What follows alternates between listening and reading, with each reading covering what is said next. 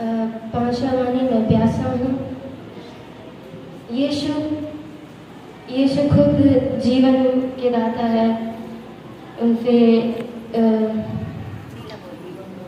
जीवन का स्रोत बहती है, उन्हें प्यास कैसे लग सकती है? मैं आपको 3 बातें बताऊंगी। भजन संहिता 42 का 2 अध्याय निकाल लीजिए। परमेश्वर का मैं प्यासा हूँ, मैं कब जाकर परमेश्वर को अपना मुँह दिखाऊंगा। यीशु पिता का प्यासा था कि वो कब पिता के पास जाकर अपना मुंह दिखाए, क्योंकि यीशु अपने उद्देश्य को पूरा करने के लिए इस धरती पर आए थे और उन्होंने अपना उद्देश्य पूरा किया, लोगों को उद्धार दिया। तो इसलिए वो पिता के पास जाकर मैं पिता के पास कब जाकर अपना मुंह दिखाऊं करके वे प्यासे थे, क्योंकि अंत होने वाला था, जिस कारण उन्हें पृथ्वी पर भेजा गया था वो पूरा होने वाला था। इसलिए वे पिता के पास कब जाऊं और अपना मुंह दिखाऊं करके वे प्यासे थे। और भजन संहिता 119 का 131 अध्याय 31 पद निकाल दीजिए।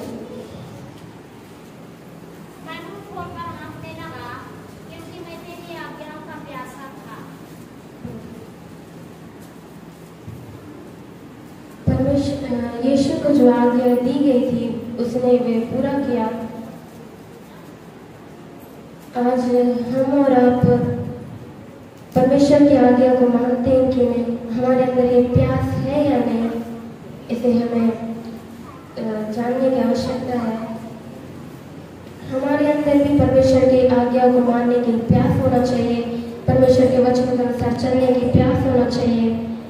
परमेश्वर के कलाम में जिन जिन आज्ञा को लिखा गया है उन आज्ञा को मानने की, उनके अनुसार चलने की हमारे अंदर एक प्यास होनी चाहिए।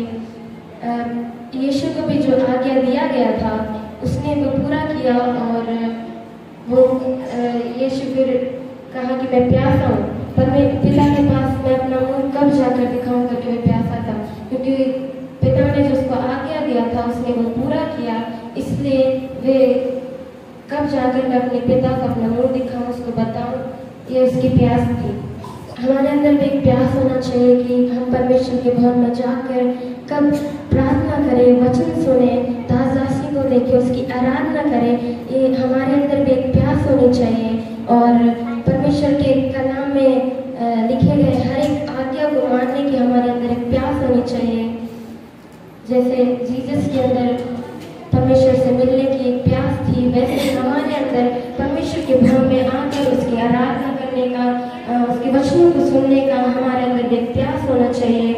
और मत्ती 28 का 19 में लिखा है कि जाकर सब जातियों को अपना चेला बनाओ और पिता, पुत्र, पवित्र आत्मा के नाम से बपतिस्मा दो।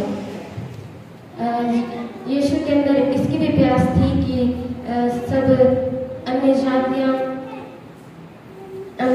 उद्धार पाए।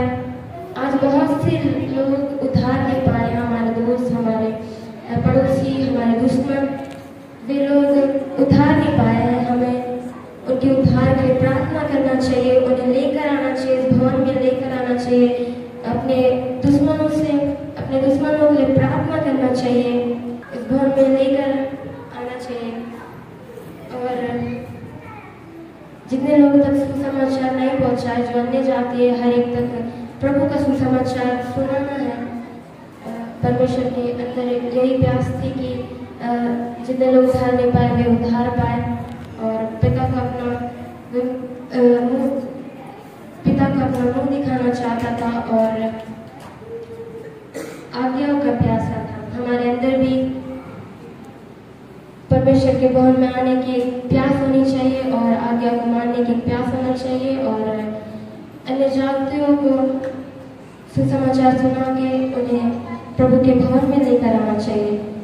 मैंने इन 3 बातों को बताया। परमेश्वर आप इन वचनों से आशीष दे।